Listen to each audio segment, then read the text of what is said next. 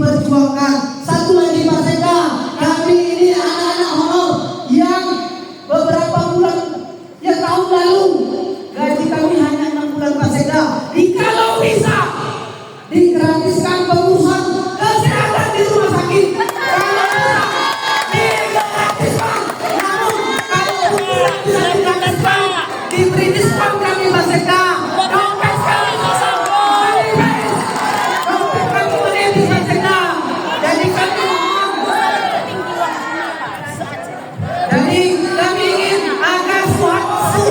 Kesehatan yang dikeluarkan oleh rumah sakit untuk Kota Sumber Salam digratiskan.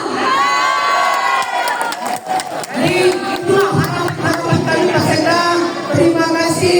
Kami ini adalah anak-anak negeri yang tidak berdaya. Terima kasih. Sebelum saya banyak terima kasih Pak Sekda. Berbuat baiklah. Insya Allah kami selalu mendoakan Pak Sekda agar sukses.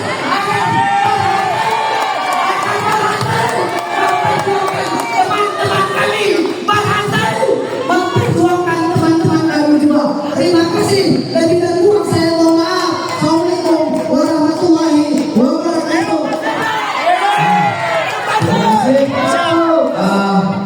Terkait dengan kemudian rumah sakit, nanti akan kami kita panggil kepala dinas rumah sakit. Seniman akan ditunjukkan.